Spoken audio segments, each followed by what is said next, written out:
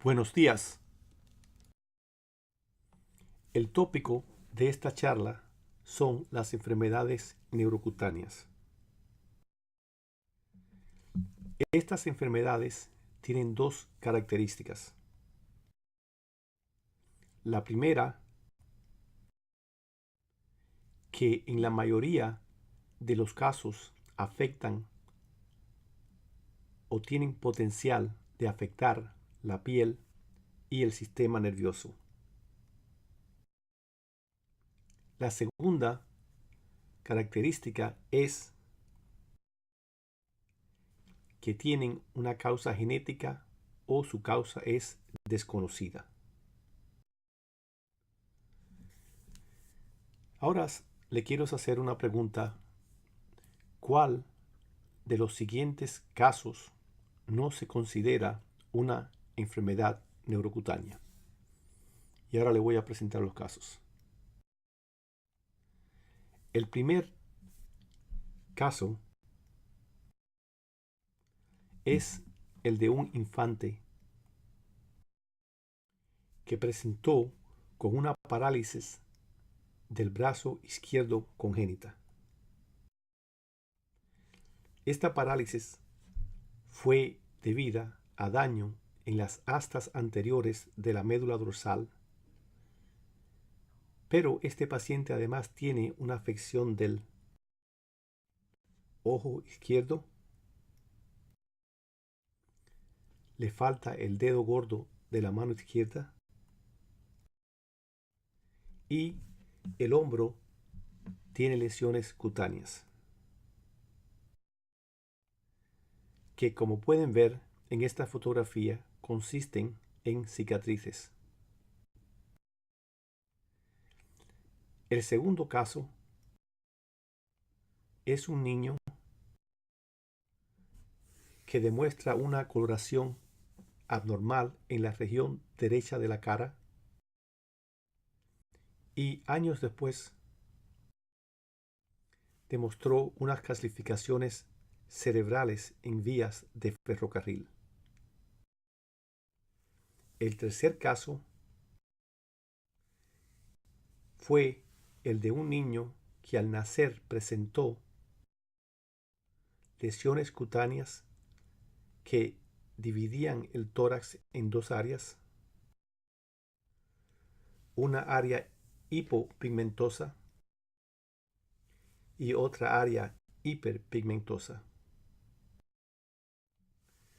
En este paciente se realizó una resonancia magnética en el periodo de recién nacido y se demostró una patología cerebral significativa, tanto en el hemisferio derecho como en el hemisferio izquierdo. Entonces, regresando a la pregunta que les hice hace unos instantes, le voy a dar unos segundos para pensar y como sé que ya todos saben las respuestas, le voy a decir que el primer paciente fue diagnosticado de varicela congénita, el segundo de síndrome de Stroyer-Weber y el tercero con incontinencia pigmenti de Ito. La varicela congénita no es un síndrome neurocutáneo. El síndrome de Stroyer-Weber y la incontinencia pigmenta de Ito lo son. ¿Cómo se clasifican las enfermedades neurocutáneas? Una de las clasificaciones, y la que vamos a usar durante esta charla, clasifica las enfermedades neurocutáneas de acuerdo con la patología de las lesiones cutáneas. Y por lo tanto hablamos de enfermedades neurocutáneas vasculares, hipopigmentosas, hiperpigmentosas, vesiculares, verrugosas y lipomatosas. Voy a comenzar hablándoles de las enfermedades vasculares. Las enfermedades neurocutáneas vasculares incluyen el síndrome de Sturge-Weber, el síndrome de Castroviejo tipo 2, el síndrome de Klippert-Trenaunay y el síndrome de Cobbs. Estas enfermedades tienen en común una herencia esporádica. Podríamos decir que casi siempre. El síndrome de Sturge-Weber es una embriopatía segmentaria producida por el gen GNAQ, localizado en la pata grande del cromosoma 9. ¿Cuál es la patogénesis de la embriopatía capilar segmentaria? Muchos investigadores piensan que la causa de la embriopatía capilar segmentaria cefálica es un fallo en la inervación simpática de las venas en la región cefálica. Esta línea de pensar genera considerar tres preguntas. La primera, ¿en qué consiste la embriopatía capilar? La segunda, ¿por qué solo en la región cefálica?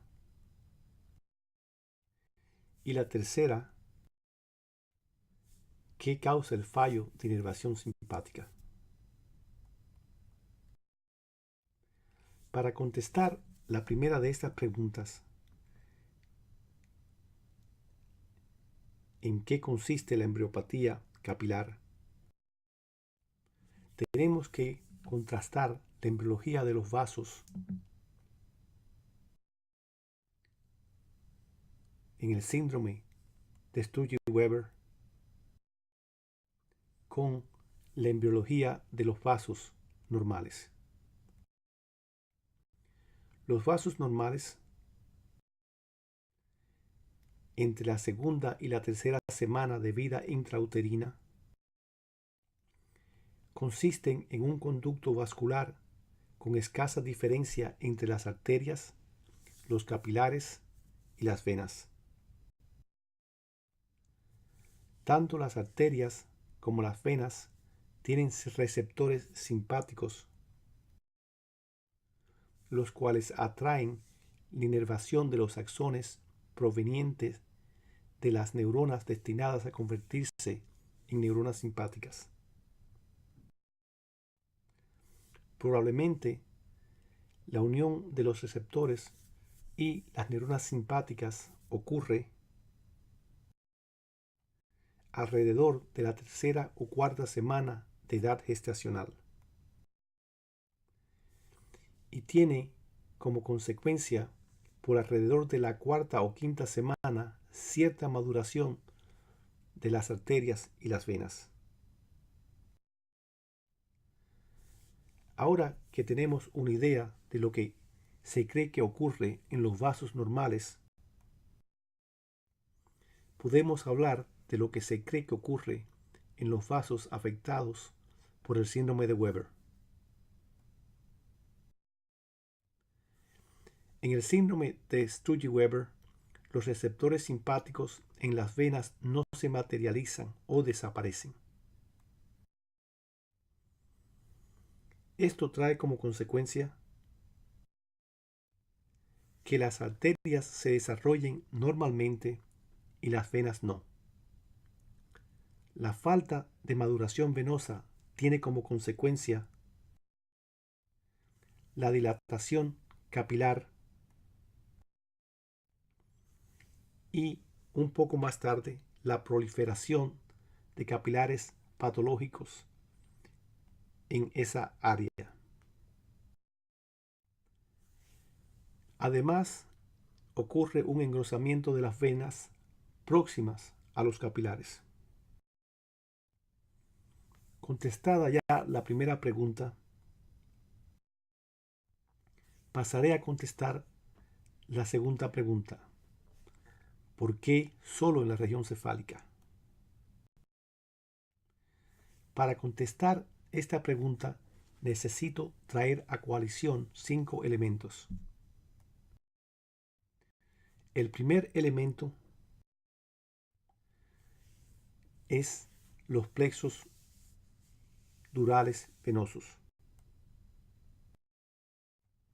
El segundo elemento son las fibras simpáticas con destinos a los plexos durales.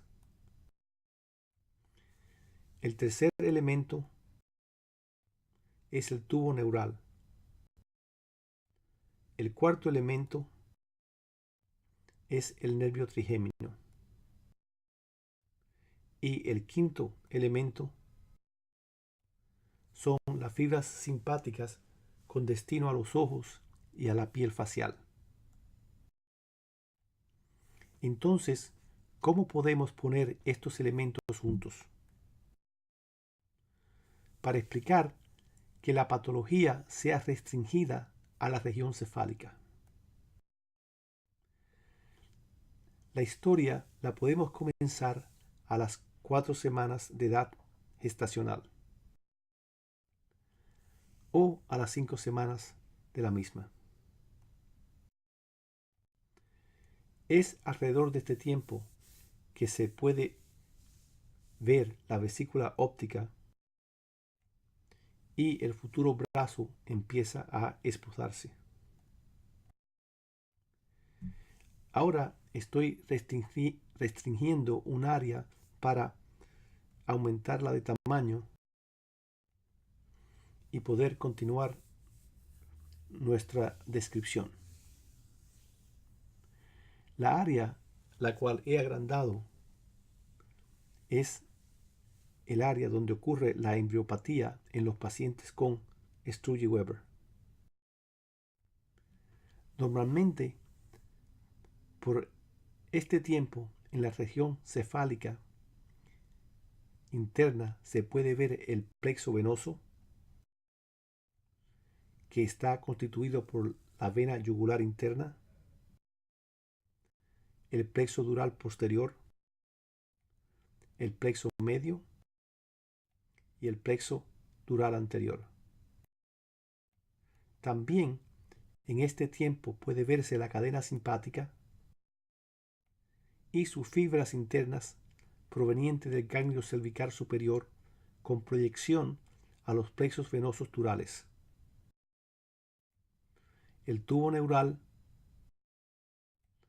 el nervio trigémino originándose en el romboencéfalo proyectándose hacia la región cefálica anterior y las fibras simpáticas para el plexo dural anterior y la región facial de la piel y los ojos también provenientes del ganglio cervical superior. Basado en la distribución de las lesiones, los órganos afectados, así como los hallazgos patológicos descritos por muchos autores, podemos asumir que la alteración seminal de los pacientes con Sturge-Weber radica en un fallo parcial, primario o secundario a nivel del ganglio cervical superior de la cadena simpática. Esta explicación responde la segunda pregunta: ¿por qué solo la región cefálica? Pero todavía necesitamos responder la tercera pregunta: ¿qué causa el fallo de la inervación simpática a nivel del ganglio cervical superior? En este momento no tenemos una respuesta para esta pregunta. Solo sabemos que de alguna forma la mutación en el gen GNAQ tiene algo que ver con lo que ocurre. Ahora vamos a considerar cuál es la herencia del síndrome de Sturge-Weber. Como dijimos, la herencia de las enfermedades neurocutáneas vasculares es por lo general esporádica. Pero existen casos familiares. Aquí pueden ver a un padre afectado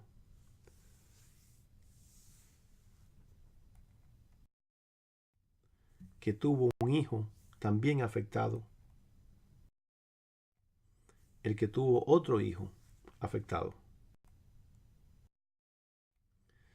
Y para este tipo de herencia, muchos autores usan el término de paradominante. La clasificación del síndrome de Sturge-Weber también está cuajada de controversias. Según unos, el síndrome de Sturge-Weber ocurre en una forma completa en la que se encuentran envueltas las meninges, los ojos y la piel, y 4 formas incompletas, en la que existe una variedad donde puede estar envuelta solamente los ojos y la piel. La segunda variedad de las formas incompletas solamente están envueltas las meninges. La tercera variedad de estas formas está envuelta las meninges y la piel. Y la cuarta variedad de formas incompletas involucra las meninges y los ojos. Para otros, además de las formas completas, existen solo 3 formas incompletas. Una donde están envueltas las meninges, otra donde están envueltas las meninges y la piel, una tercera en la que están envueltas las meninges y los ojos,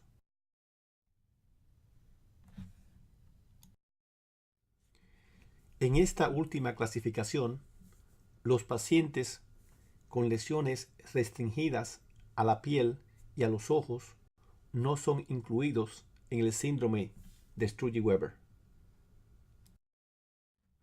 ¿Cuál de estos conceptos está correcto? No se sabe.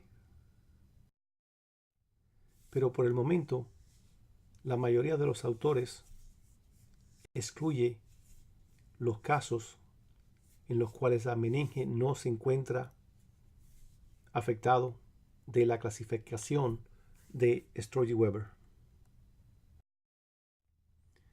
Siguiendo esta dirección, encontramos que las meninges están afectadas de forma unilateral en casi el 90% de los casos.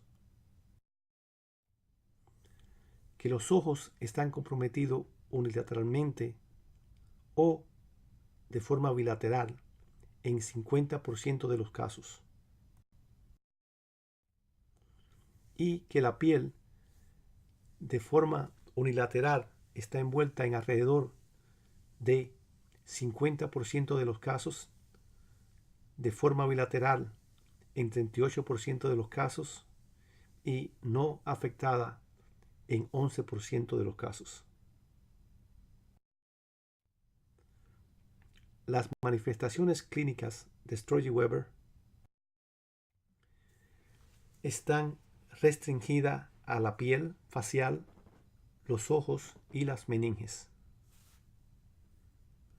Estas estructuras tienen una patología común, pero con manifestaciones clínicas muy diferentes.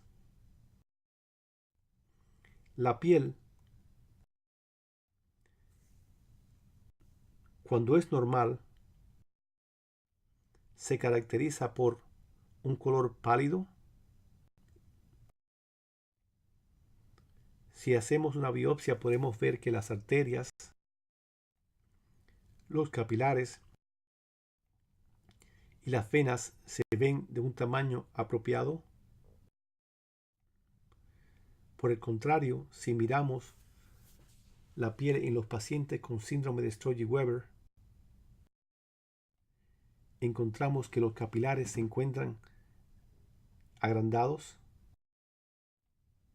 Las arterias usualmente mantienen su estructura anatómica regular. Las venas o son muy pequeñas y finas o son muy gordas. La proximidad de esta patología vascular produce en la piel la mancha en vino de Oporto. Tradicionalmente se ha dicho que las áreas de la piel envueltas en el síndrome de Sturge-Weber se ajustan a las ramas del trigémino, o existe una pequeña área limítrofe entre las diferentes regiones, y por lo tanto hablamos de manchas en la rama oftálmica, en la rama maxilar y en la rama mandibular. Pero en muchas ocasiones, como pueden ver en estos casos, las lesiones frecuentemente no corresponden a un área del trigémino bien delineada, y además existen áreas de piel normal dentro de las áreas afectadas por la angiomatosis. Estos hallazgos han hecho llegar a la conclusión que las lesiones cutáneas en la cara están distribuidas no de acuerdo a la inervación sensorial somática del trigémino, sino de acuerdo con la inervación simpática que llega a la piel a través de las ramas del trigémino. Yo pienso en la distribución de las lesiones faciales cutáneas no como se pensaría de las regiones en España, sino como se pensaría de los condados en España, los cuales hay muchos. Además de la piel, los pacientes con Sturge-Weber tienen manifestaciones oculares con gran frecuencia. Las manifestaciones oculares consisten en glaucoma o ojo gigante, dolor ocular, sangramiento ocular y un fondo de ojo típico que se denomina fondo de tomate. Probablemente el signo ocular más importante es el glaucoma o el ojo gigante, también llamado bustalmia. Este puede verse en este paciente y también puede corroborarse con la tomografía, en la que muestra un ojo mayor que el otro ojo. Y además puede apreciarse la separación entre el cristalino y la córnea en el ojo afectado. Normalmente, en la cámara anterior del ojo encontramos el cristalino, la iris, el cuerpo ciliar y los conductos de Schlemm. Es a través de estos conductos que el humor acuoso reabsorbe. Pero en pacientes con Sturge-Weber, las anormalidades vasculares en el área obstruyen el conducto de Schlemm. y así previenen el flujo del humor que se encuentra en el segmento anterior del ojo, produciendo glaucoma. Las alteraciones vasculares oculares, además de glaucoma, se hacen también perceptibles en el resto de los componentes oculares, como puede verse en esta figura. Y con gran frecuencia producen un contorno característico en las venas de la esclera que se denominan venas en tornillos. A nivel de la retina, como se dije anteriormente, se nota que el fondo está muy rojo y por lo tanto es que se usa el nombre de fondo de tomate. Además de los hallazgos en la piel y en los ojos, en los pacientes con Sturge-Weber de forma completa se encuentran afectadas las meninges. La afectación de las meninges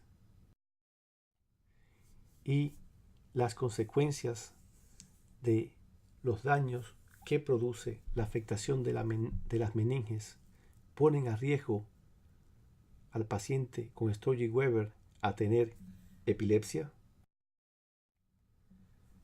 y atraso cognitivo. También, como manifestaciones propias de la afectación meningia, los pacientes pueden tener dolor de cabeza y accidentes cerebrovasculares. Estas alteraciones cerebrales pueden esquematizarse como lo he hecho en esta figura.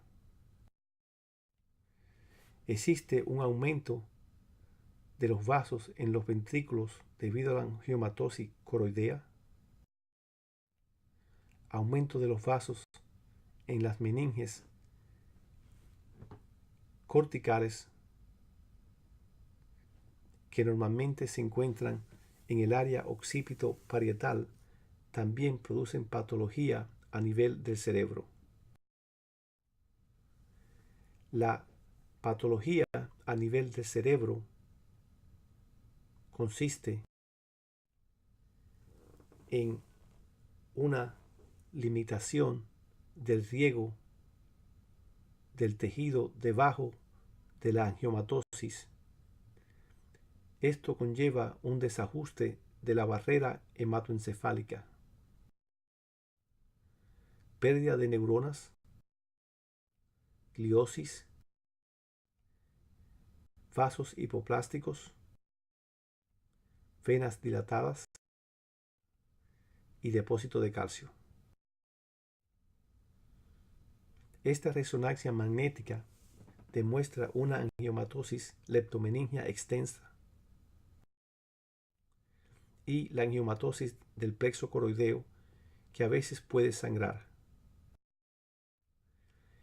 En este cuadro, la flecha apunta a una resonancia cerebral transversal en la que se puede ver el aumento de la vascularización en uno de los hemisferios y en el área coroidea. Y ahora la flecha indica la apariencia ultrasonográfica de la patología cerebral asociada a los pacientes con Sturge-Weber. Ahora la flecha indica el angioma del coroide. La tomografía por emisión de fotones puede mostrar área de alto metabolismo en las regiones cerebrales epilépticas.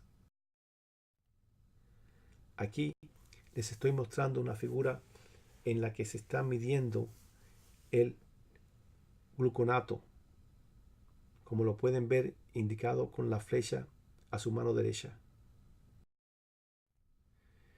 Existe en pacientes con Sturge-Weber y convulsiones repetitivas un aumento en el glutamato en el área debajo de la angiomatosis meningia.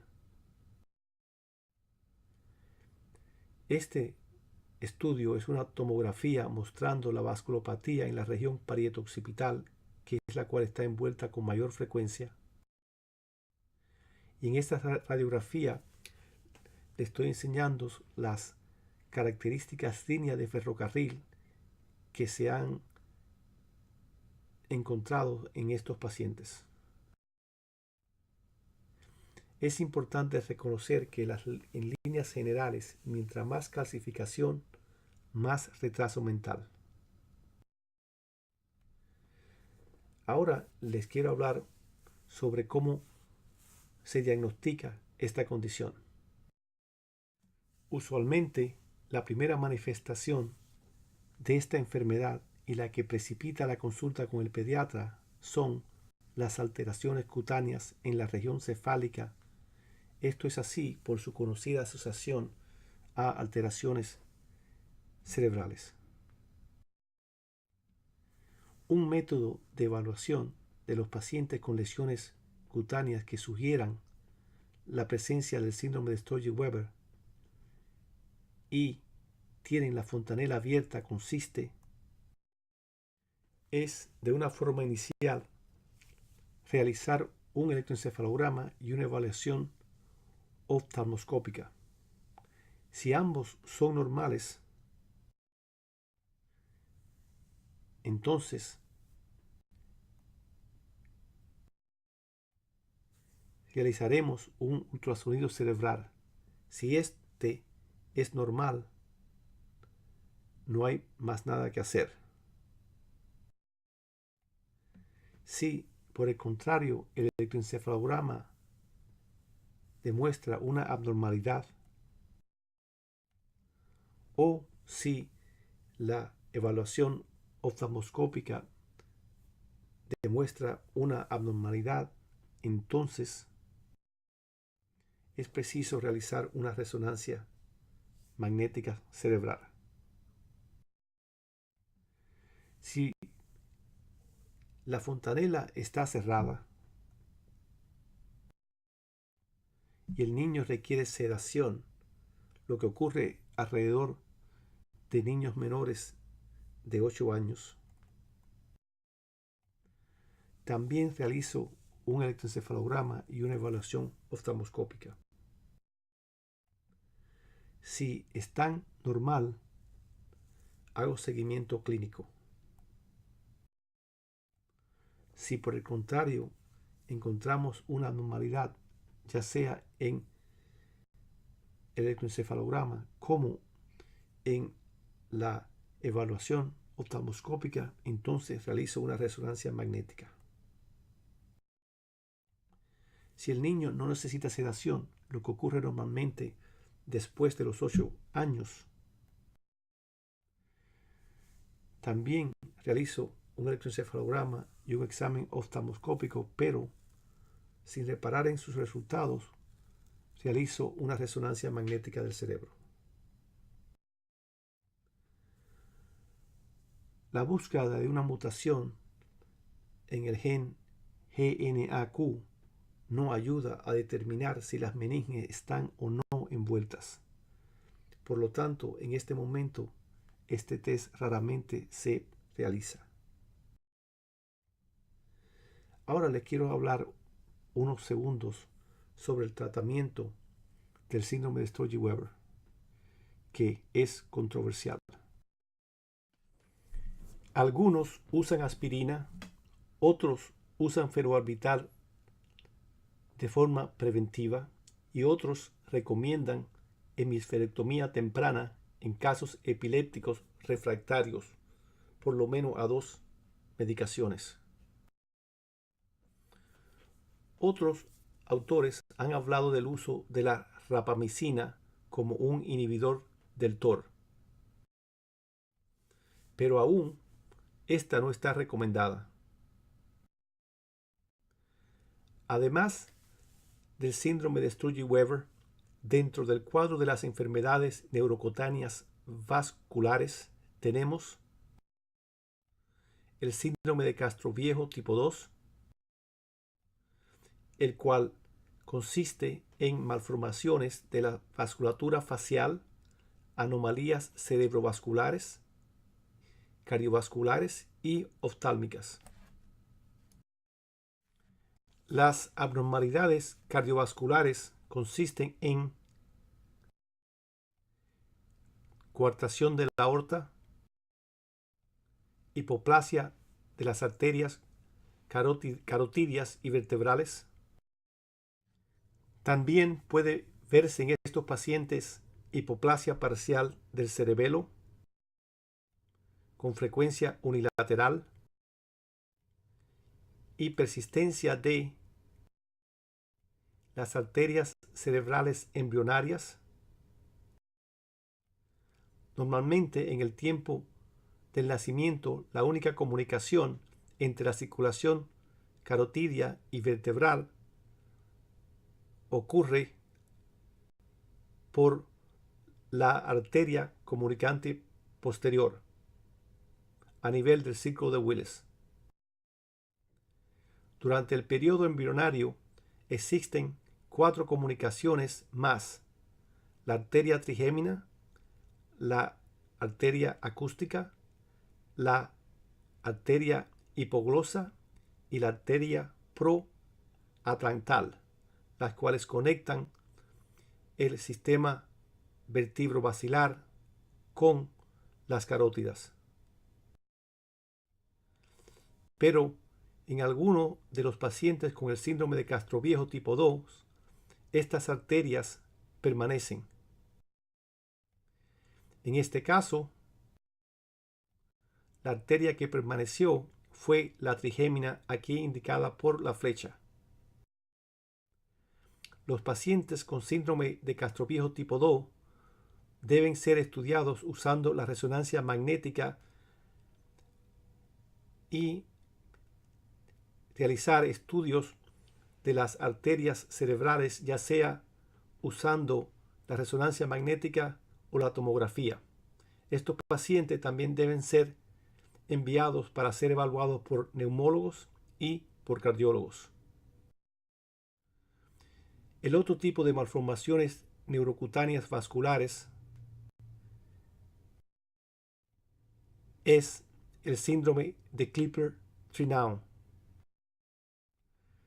que se caracteriza por malformaciones vasculares cutáneas, malformaciones linfáticas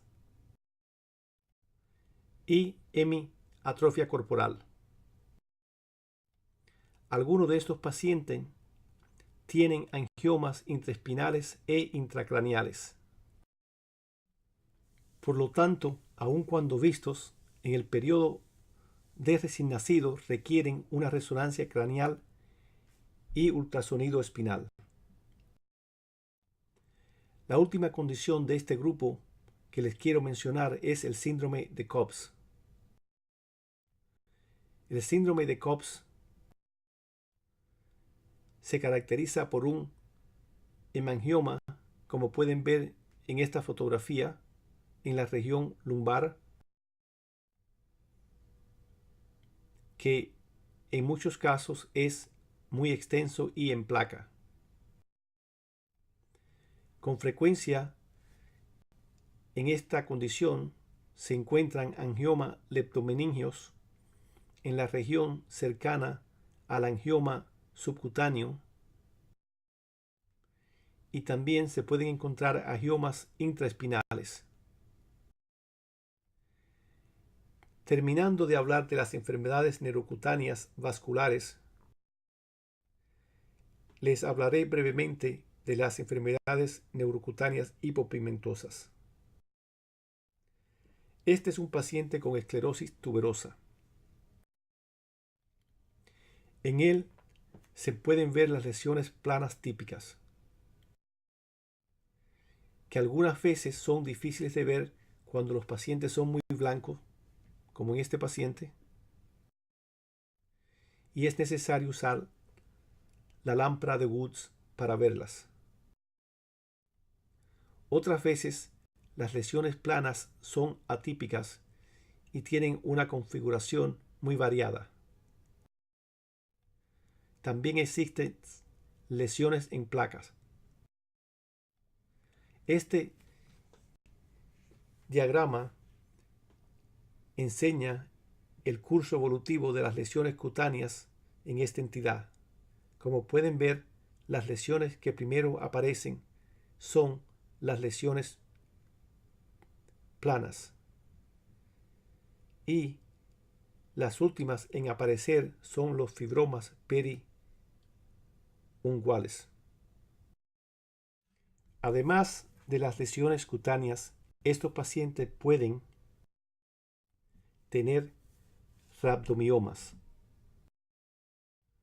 Con frecuencia sufren de espasmos infantiles. Y la resonancia de estos pacientes también con frecuencia muestran lesiones en la sustancia blanca, como le estoy indicando con estas flechas, que pueden ver que existen en múltiples localizaciones.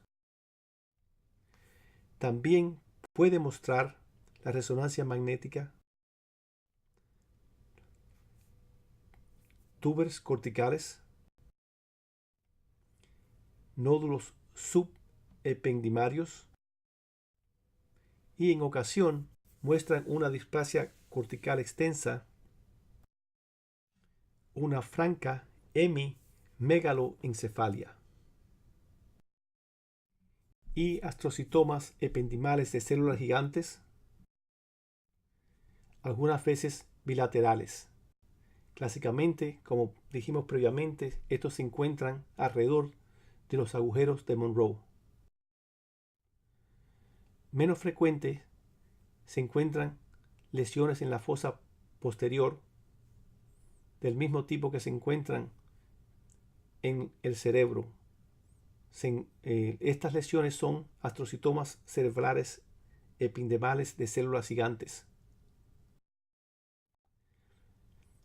En algunas ocasiones el tumor llega a crecer como lo hizo en este paciente y produce obstrucción que conlleva a la presencia de hidrocéfalo.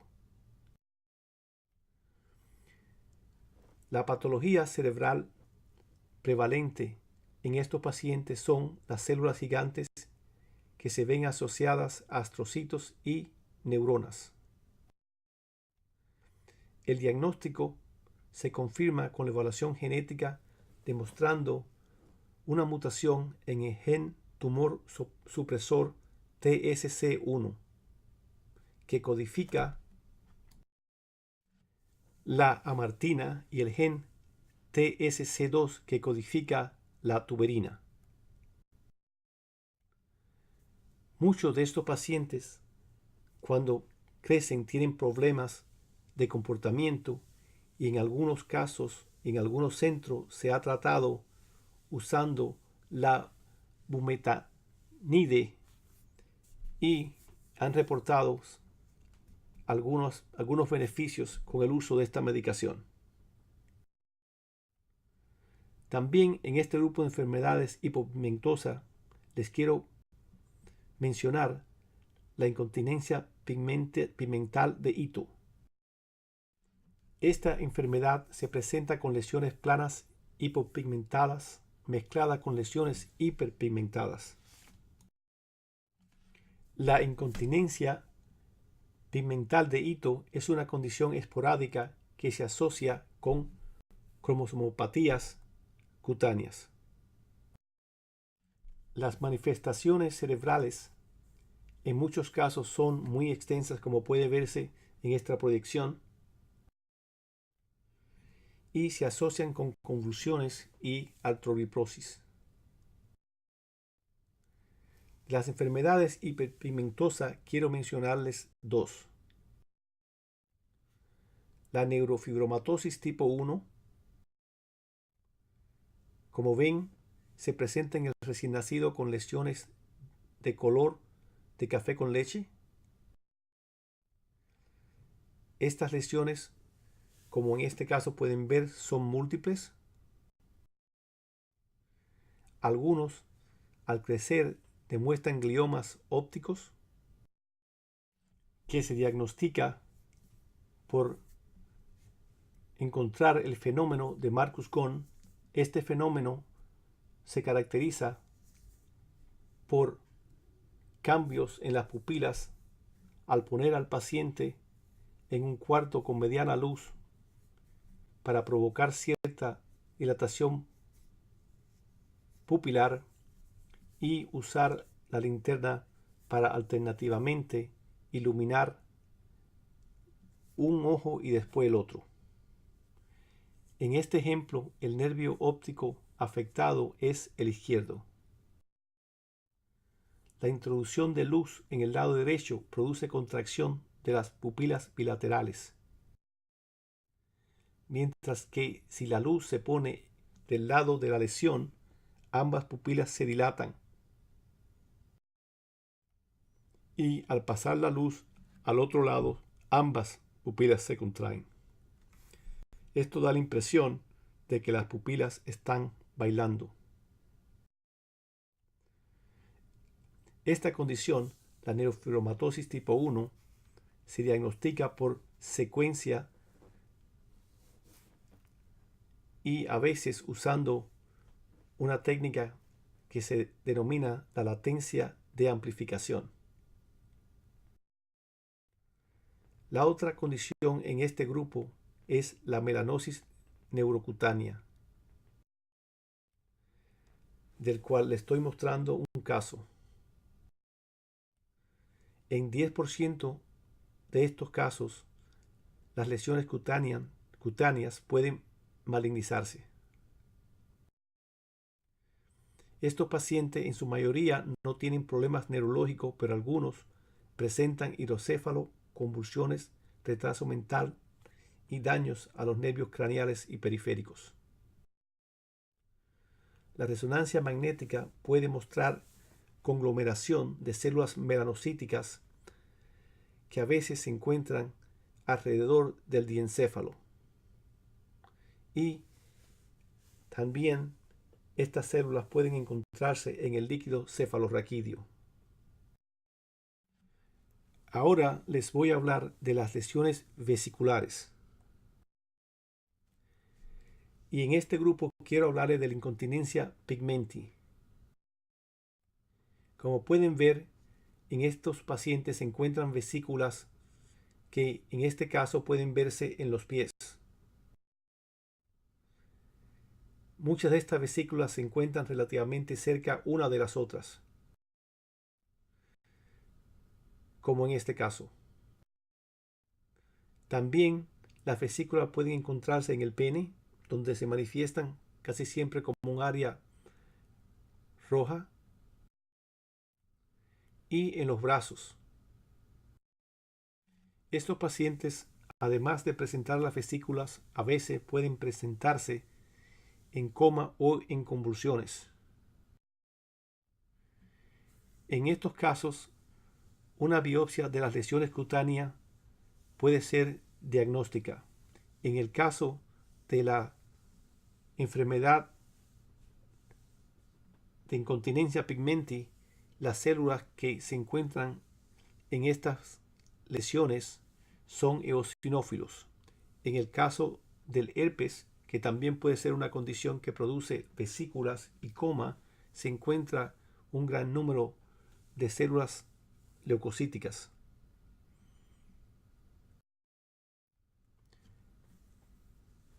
Al igual que con las lesiones vesiculares, les voy a decir solo unas palabras sobre las lesiones verrugosas. Este paciente tiene un síndrome de nevus sevesio linear o de Jarrison. En esta foto pueden apreciar la aspereza de la superficie de las lesiones cutáneas. Además, estos pacientes tienen colobomas y calcificaciones en la retina. La calcificación en la retina puede sospecharse cuando se nota que las arterias en la retina tienen un recorrido recto. Aquí, ahora con la flecha le estoy señalando la calcificación en la tomografía. La razón por la cual las arterias de las retinas están rectas es por el aumento del tamaño del fondo de la retina causado por la calcificación. Ahora, después de estas breves palabras sobre las lesiones verrugosas, le voy a mencionar o a mostrar una foto de un paciente con una enfermedad neurocutánea lipomatosa. Como pueden ver en este paciente, existe una masa que está arriba de la fontanela. En este caso, se realizó una resonancia que pueden ver en esta proyección.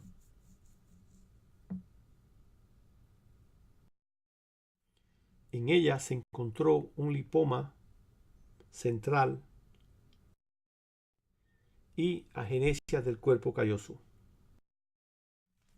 Espero en esta charla haberle mostrado una variedad de los pacientes con enfermedades neurocutáneas que se presentan en el periodo de recién nacido.